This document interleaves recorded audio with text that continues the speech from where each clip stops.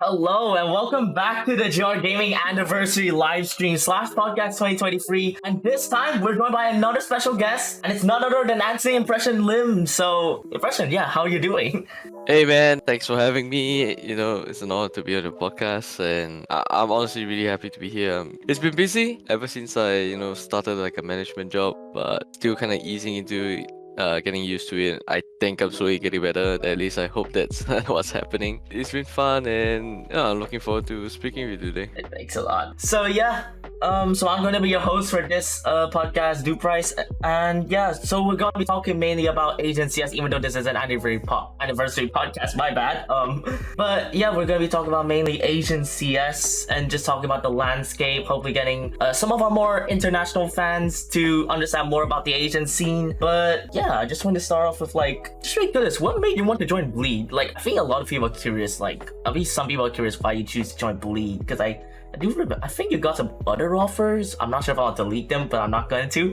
But I just want to ask, what made you want to join Bleed in the first place? Some of the more lucrative offers I had for position in Counter-Strike, be it as like a player or as a coach or whatnot, they all unfortunately didn't pull through. So I got offered to coach for, back then it was Victor's Gaming. That kind of fell apart. I was also asked whether or not I'll be interested in playing for LVG, which was also something that didn't actually happen at the end of the day. And I told myself when I was coming out of NKT that I wouldn't want to take a Counter-Strike offer unless I really liked it. I tried for a Chinese team, and I wasn't really too keen on playing, I think, because of the conditions that they said of me having to make it to bootcamp and so on and so forth. Bleed is a Singaporean organization, and I've always for a very long time wanted to actually kind of just return home and play and work for a Singaporean organization. And despite taking on a management role, I felt that it was a good time for me to actually come back to Singapore, set up my roots, because I have a family. I want to start my life back home, and make sure that I secure my future. So I think a large part of it is the fact that Bleed is a Singaporean organization. And I mean, obviously, good luck to Bleed in all of their matches. But yeah, moving on, we're gonna be looking at the ESL Challenger League matchups. But before that, we're gonna be checking the final standings from last season. Yeah, okay. So, just a quick recap for ESL Challenger League Season 44 last season. LVG have won it, so they'll be going to ESL Pro League Season 18. They won't be able to dodge lands anymore, I guess. Wings Up, they do manage to finish second. IC third. Fourth, surprisingly new happy. Yeah, the respective standings, you can see it on the screen right now, but I'm just curious, is there any team that kind of surprises you in the standings, or a team that kind of you don't expect them to finish there? I guess just looking at the standings, I would say that I'm quite surprised that Wings Up is there. Because from what I've heard, Wings Up I don't know what they were doing, but I think they were considering exiting Counter-Strike. Really? But it seems like they're still around, yeah. So I think other than that, I'm quite surprised Rare Atom is at 9th to 10th place. Oh, that's because they forfeited the playoffs. That's not really... Yeah, okay. Yeah, Rare Atom, NKT, and Renewal forfeited, so I don't think you can really count those three. Yeah, so yeah, I'm not surprised about NKT forfeiting, but Rare Atom, yeah, they were busy, I guess. Other than that, I guess not really. What I feel like the Asian Counter-Strike scene has always has been staple of the Asian Counter-Strike scene is the fact that everybody has a really good mechanics. So if teams are not careful and they kind of get complacent, overconfident, or they just don't respect the opponent that they're playing against, then it's really easy to get upset from a weaker team when you just kind of look at the game and on paper, okay, team A should 100% win this, but it happens far too often that team A just decides to think that they are the best team in the world, and then Team B just takes over them. So yeah. Yeah, I'm also quite surprised that Eruption didn't actually finish higher than 7 to 8, because they obviously recently made the RMR, especially after signing Dobu. Right? Yeah, after signing Dobu, they actually been pretty good, but surprisingly losing to New Happy and Clutch in the playoffs. So I'm not sure if that form is gonna carry into the RMRs, because the RMR is just, I believe it's 3 days away. I'm not sure how Eruption are gonna pick off that form, but there's a little bit of doubt, but I do feel like they'll still do good this RMR.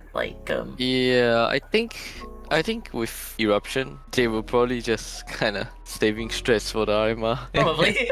Yeah, and they're a great LAN team. The players are really amazing as well. I feel like they'll really be able to do like a lot at the LAN and I for don't the think they pull up RMR. some shots as well. Maybe even qualify for the major, although that's totally copium, but I do think they have a chance. Yeah, I mean, so like a decent chance. so kind of just looking at the RMR, I feel like any team there could win. You just never really know. There's so many Really? good players there. So yeah, it's gonna be really fun to watch, especially considering that it's a LAN event in Asia after the longest time, because I think this is the first RMR held in Asia, or like some sort of like major land held in Asia. I'm not so sure if that's true, but I believe Yeah. it. Yeah.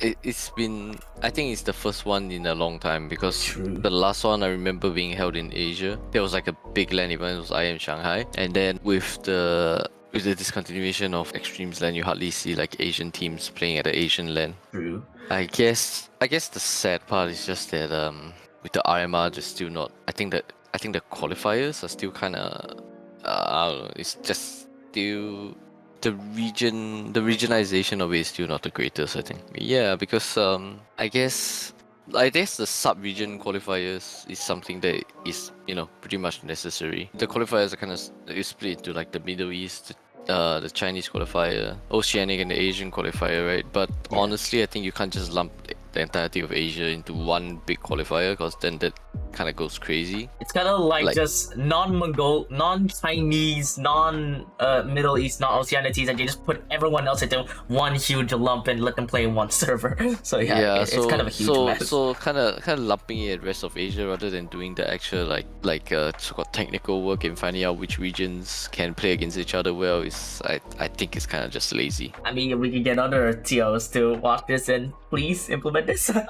But anyways, we're actually talking about this, but I'm actually gonna relay back to the Blast RMRs, because I'm just gonna relay the matchups for anyone that don't know. So we're gonna have like IHC versus Twisted Minds, Adam versus Vertex, Greyhound versus Tyloo, and Eruption versus Yijing.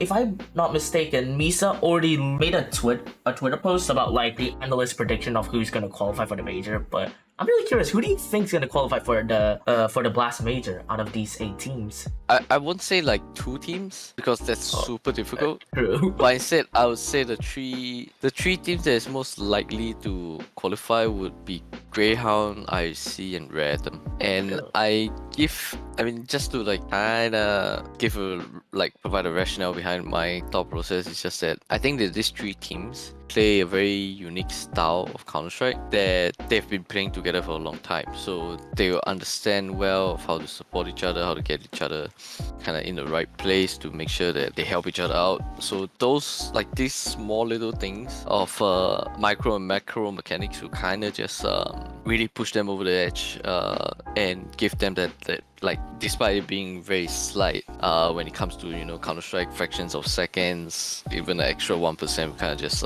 give you like a huge advantage. I feel like even really if score competes, does leave, like that core alone should be able to take the IT above the line, like in the RMRs or ESL, Challenger League. Should be able to qualify for Pro League, either Demo Rare Atom, but well, with LVG qualifying, as we mentioned earlier, we do know that one of IT or Rare Atom is going to miss out on Pro League next season. Not really sure which one of these two, because they are in different groups, so they will only meet in the playoffs, which I feel like both of them should qualify for playoffs. So yeah, I feel like when they match up against each other, it should be pretty interesting. I feel like that's going to be the match that determines which of these teams go into ESL Pro League, or potentially both of these teams might miss out. Although that's very unlikely in my opinion. But yeah, one of these teams I feel like should be qualifying for ESL Pro League. And yeah, just to wrap up on the other Mongolia transfers, Clutch Gaming recently brought in News and MIQ from Renewal as they said goodbye to Haseka, who obviously moved to IC, but also said goodbye to Tamir as he went to Renewal. Renewal had a complete makeover on their team. They basically only kept 2 players from their original team, and the last standing player, News, from that original sort of Renewal super team with Dobu, News, Cabal, etc. News is out. He moved to Clutch. So Renewal, they have a completely new team right now. I'm not sure how this Renewal team's gonna do this season. I mean, they like ever since that somewhat super team with Double, Cabal, etc. just kind of like this sort of disbanded. It's been kind of like if for Renewal, like they're not really like challenging for the top, but it's more of they're like sort of like challenging for the best of the similar to like Clutch. But I'm not really sure how this new team's gonna do. Tamir, I mean, pretty decent pickup for them. Not sure about the other two. Tugu somewhat experienced, but yeah, not really sure. But if you want to comment about the NKT transfers, then yeah, I mean, if you want to. I have no idea what NKT is doing. I knew how, like, when I was back when I was in NKT, I knew how the organization was working. As in, like, at least in the team division part, with MYM like kind of being in the main like position to add or remove players or making changes to the team, you know, within the game or outside of the game. But afterwards he left as well. I guess, like, if you kind of just look at everything, it's kind of just them deciding what is good for them and then trying to make it happen, I guess. I don't know the justification behind Nine and Senzu exiting. As far as I know, the last conversation I kind of had with Zion, who I'm still really close with, is that, you know, at least about Nine and Senzu, is that they were actually really good players. So I'm surprised to actually see them make changes. And kind of in this season where it's just are kind of not playing. So, you know, that's interesting. So yeah, we're gonna be ending it right here. And once again, happy anniversary to GR Gaming, even though it was literally 2 days ago, but whatever. And yeah, so we'll see you next time. And yeah, I guess we'll see each other the next time we have a chat, or I don't know, maybe next podcast, I don't know. Yeah, definitely, man. Happy to be on here, and thanks again for everyone for, you know, dropping by a live stream and just listening in. Yeah, you can follow like Impression GG at Twitter. Yeah, Impression GG at Twitter, or Do Price at Twitter as well. We'll see you guys next time.